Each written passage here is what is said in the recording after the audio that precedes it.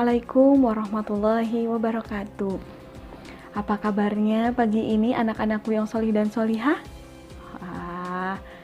Sudah pada semangat ya untuk memulai kegiatan Ramadan hari ini, hari kedua?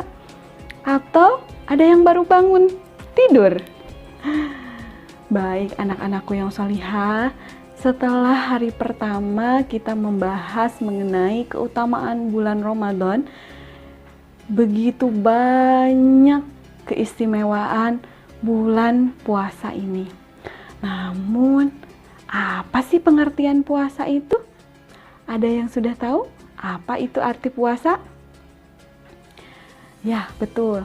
Puasa itu menahan diri dari makan dan minum, serta hal-hal yang dapat membatalkan puasa mulai terbit fajar sampai dengan terbenam matahari. Jadi, bukan berarti tidak makan dan minum seharian full ya. Nanti bisa mati. Tetapi, tidak makannya adalah mulai terbitnya fajar sampai dengan terbenamnya matahari. Sehingga sebelum subuh kalian melakukan yang namanya sahur atau makan sahur supaya badannya kuat. Tadi semua pada sahur kan? Ya, baik. Kemudian nanti ketika azan maghrib berkumandang, kita semua melakukan yang namanya berbuka. Biar tidak lupa, kita nyanyi yuk. Tepuk saum. Saum itu tidak makan, tidak minum, tidak jajan, tidak nakal, tidak jahil. Maghrib waktu berbuka, makan minum secukupnya. Tarawih baca Quran tidak lupa. Kemudian apa sih yang menjadi syarat wajib puasa? Nah, syarat wajib puasa itu adalah yang menjadikan gerbang kita diwajibkannya berpuasa. Syarat wajib puasa ada 4.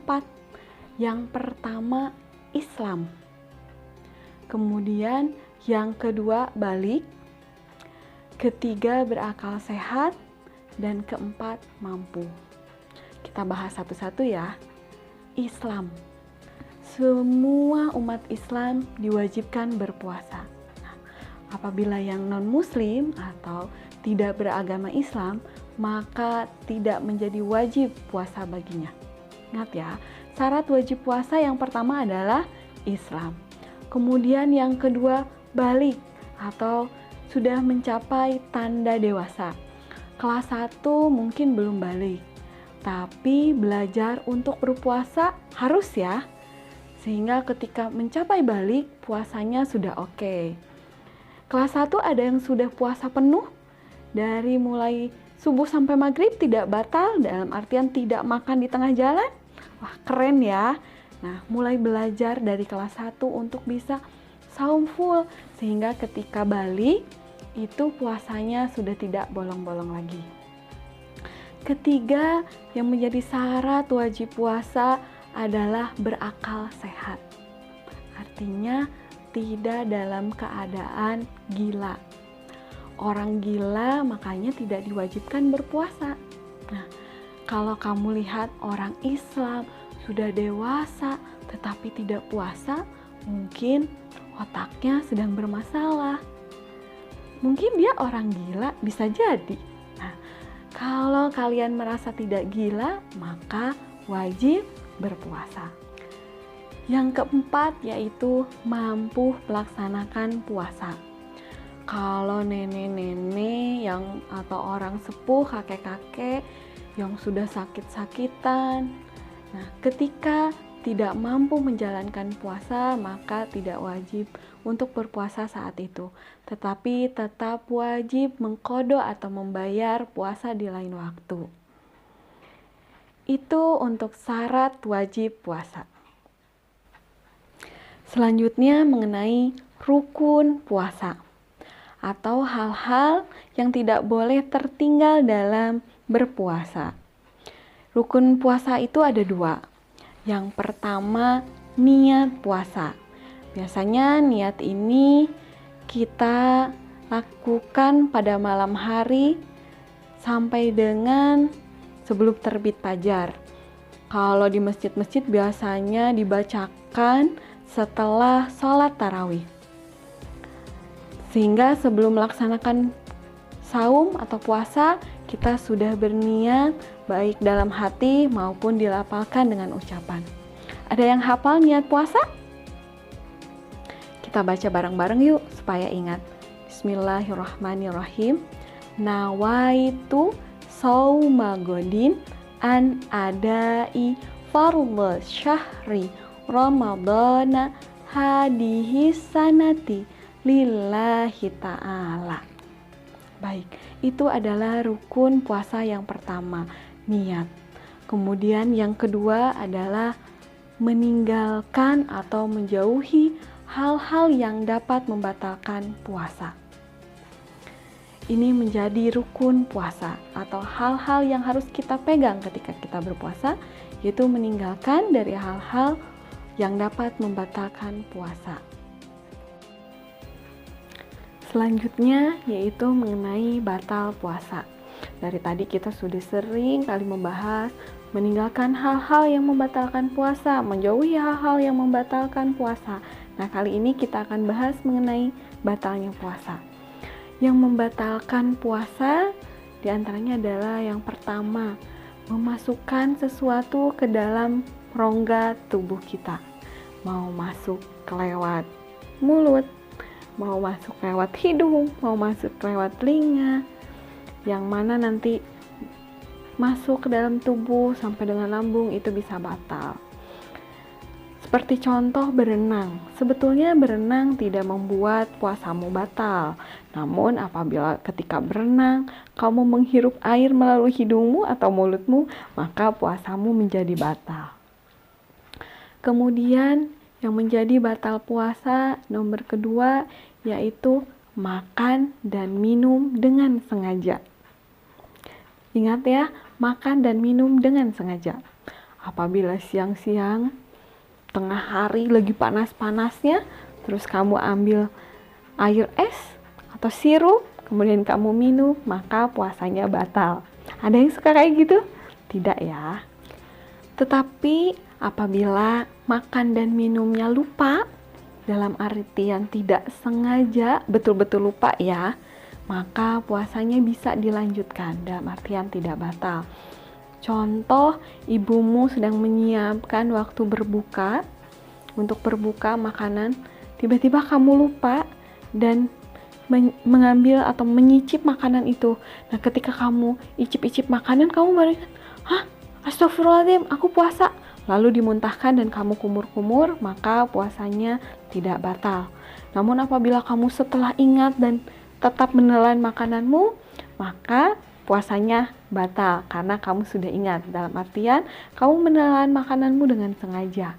Sekali lagi ya, makan dan minum dengan sengaja, itu batal. Apabila lupa, benar-benar lupa, itu tidak batal. Kemudian yang ketiga adalah hilang ingatan. Nah, atau pingsan, bisa dengan pingsan atau tiba-tiba kamu jatuh terbentur kemudian tidak ingat apa-apa, maka puasamu batal. Ataupun kamu pingsan, nih, ketika kamu pingsan maka kesadaran kamu sempat menghilang, maka puasamu batal. Dan saat itu kamu boleh minum atau membatalkan puasamu karena sudah batal, nanti bisa menggantinya di lain hari setelah bulan Ramadan. Yang keempat adalah muntah dengan sengaja. Ingat ya, yang sengaja-sengaja ini nih yang sering membatalkan puasa. Apabila muntah dengan sengaja, misalnya kamu mendekati apa yang bau-bau ya, tempat sampah nih, kamu dengan sengaja menghirup, tiba-tiba kamu muntah, nah itu muntahnya dengan sengaja, maka puasanya batal. Tetapi kalau muntahnya tidak disengaja, misalnya ibumu sedang hamil, mual gitu, terus tiba-tiba muntah, itu tidak disengaja ya, maka puasanya dapat dilanjutkan. Atau kamu pergi ke suatu tempat yang berjarak agak jauh, terus kondisi kamu sedang kurang fit, tanpa sengaja kamu muntah, maka kamu boleh kumur-kumur dan melanjutkan puasamu.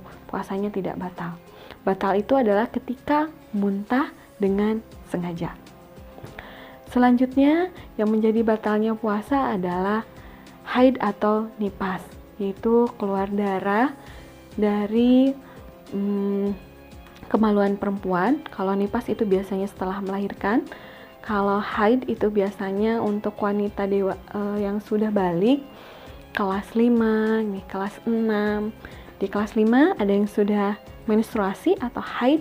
Nah, ketika datang haid itu maka puasanya batal. Nah, jadi tidak dilanjutkan puasanya ya.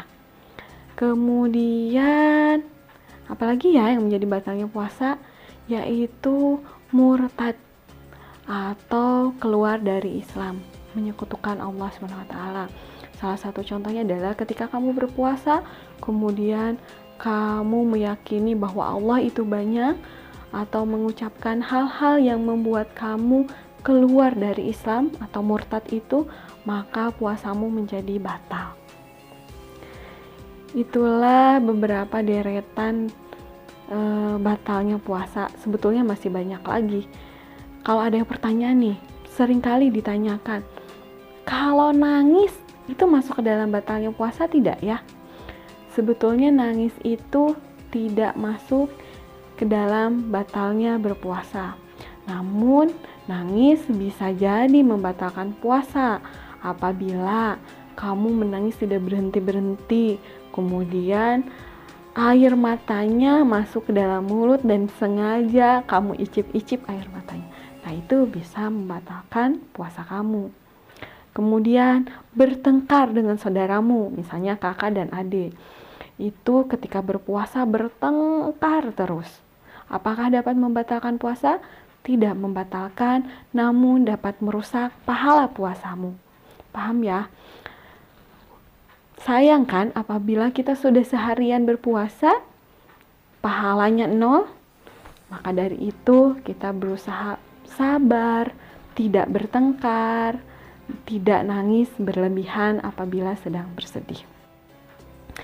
Baik anak-anakku yang sholih dan sholihah, demikianlah yang dapat Bu Nur sampaikan.